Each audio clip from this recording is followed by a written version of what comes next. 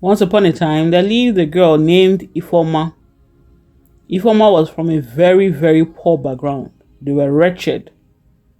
Her father had died and she only had her brother, Akunna, and her mother, Ezinne. They couldn't even eat every day of the week. They were that poor. Ezinne would cry and cry, trying all she could for her children. There was no one to assist them. They had nothing. Now, Ifeoma could not even join the maiden dance.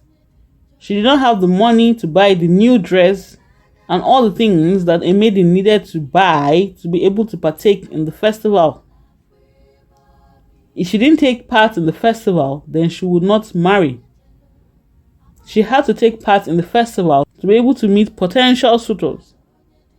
But her mother cried and said there was nothing she could do. There was nothing. There was no money. And so, Ifeoma watched her other friends take part in the festival. They bought new clothes, jewelry, and they danced and ate. And most of them met suitors at the festival.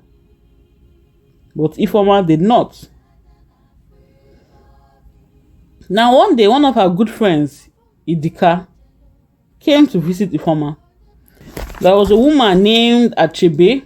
Achebe took girls to the Buma kingdom to help her sell her food produce. Achebe was a very, very big farmer, Idika said. If we follow her and work with the other girls and farm on her farm, we'll be able to make money for our families. Ifeoma liked this. She did not mind whatever she could do to help her mother. But her mother, Ezinne, did not like it. Ezinne was so sad. She couldn't afford the things her daughter needed. Her daughter was of age. She should be married. Suitors should be coming at the door. But because of poverty, no one was looking at her. Ezinne believed that she had failed as a mother. But Ifeoma reassured her that she had not failed her children. Ifeoma promised her that if she allows her to go to Buma Kingdom, she will work as hard as she could and bring back all the money she makes to her mother, Ezinne. Ezinne did not like the idea of her daughter going to another kingdom, but what could she do? At this point, they couldn't even put food on the table. Mama, allow Ifeoma to go, Akunna, her son, said. If she goes, Ifeoma is ready to work. She will do the farm work and be able to make money for us. I myself will follow her eventually. So, Ezinne agreed. So, Achebe came to take Ifeoma and Idika with her to the Buma kingdom. She gave Ezinne some money and told her not to cry, that she, Achebe, would take care of the girls.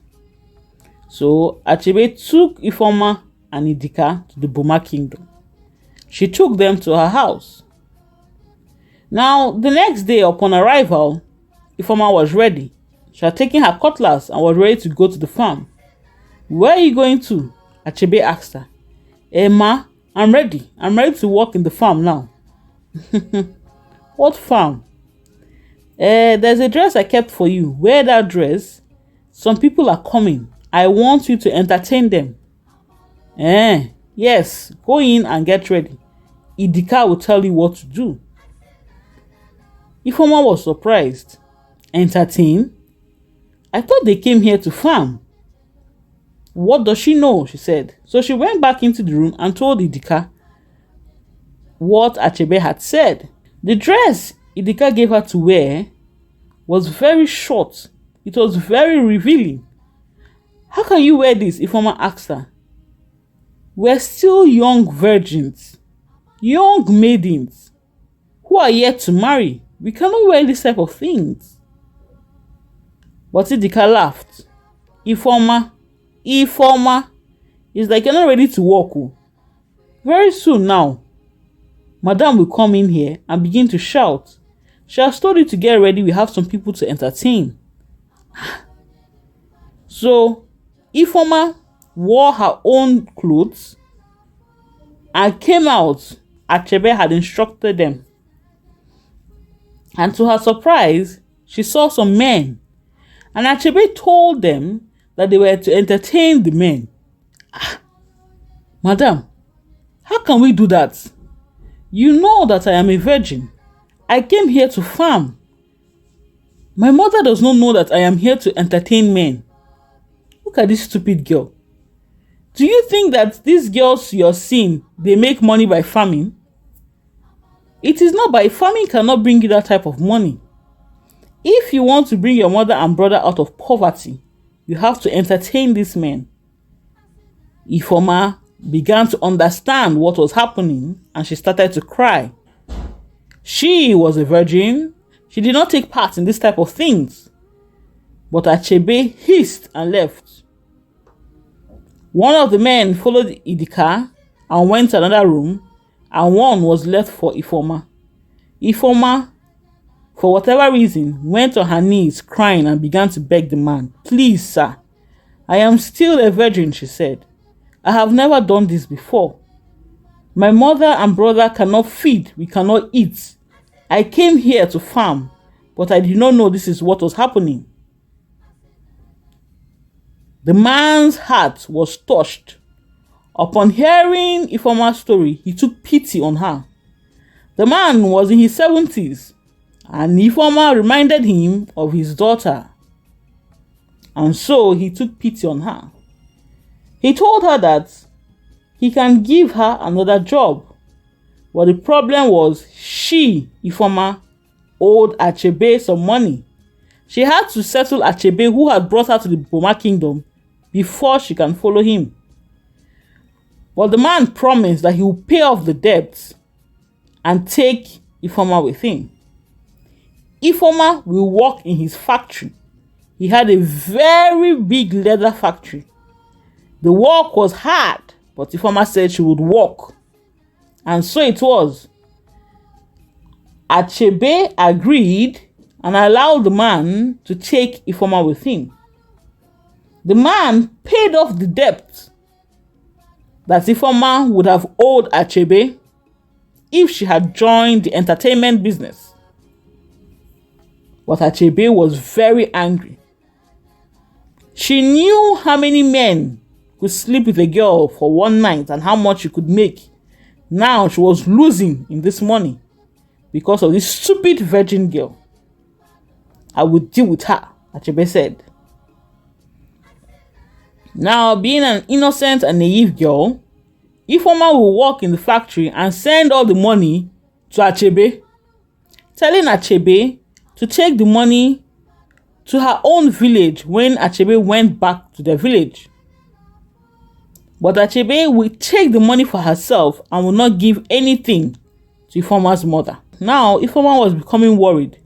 Why was her mother not communicating with her?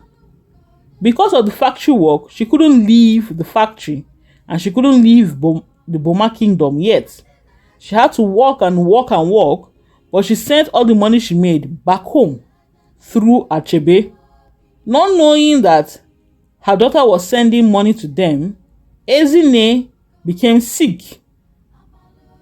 Akunna, her son, ran to Achebe and begged her for help, saying that her mother was sick and they needed to hear from Ifeoma. They needed some money, otherwise Ezine would die. The herbalist has said that the leaf that can be used to cure Ezine was deep in the forest and it was very rare. It cost a very high sum. They needed Ifeoma. But Achebe told them that she did not know where Ifeoma was. And Achebe, did not have any money to give. Akunna tried all he could, but he couldn't raise the money. And eventually, Ezine died. The day Ezine died, a yellow bird appeared to Ifeoma. It perched on the window of the factory and kept singing to Ifeoma. Immediately, Ifeoma felt that something was wrong. She had tried to communicate with her family members, but no one had responded. She had sent Achebe many messages to her family, but no message in return. She had been sending money, but no thank you in return. Immediately she saw that bird, she remembered that her mother liked yellow birds. And then she remembered her mother and began to weep. She walked towards the window and asked the bird, "What are you doing here? Can you take a message for me?" And then, for whatever reason, Ifeoma wrote a message and tied it to the bird's feet and told the bird, "Please take this message to my mother and brother." She did not think anything of it. She did not think that it was possible for the bird to fly all the way from one kingdom to another. But that is what the bird did. The bird flew from the Buma kingdom and went straight to Akunna. Akunna, the brother, saw the bird and saw the notes. The bird was perched on the window. He too remembered that the mother liked a yellow bird. So he went towards the bird, saw the notes, untied it and read it. And to his surprise, it was a letter from his sister, Ifeoma. They had tried many ways to get in contact with Ifeoma through Achebe, but Achebe had told them that Ifeoma had disappeared and ran away with a man in the Buma kingdom. Now, in the letter, Ifeoma wrote how she was surprised that her mother and brother had not written back to her. They had not said anything, yet she sent them money. Akunna was surprised. Money? Money from where? Who did she send this money to? When he read further, he saw that Achebe was the evil one which they had been using to communicate. But she must have taken all the money.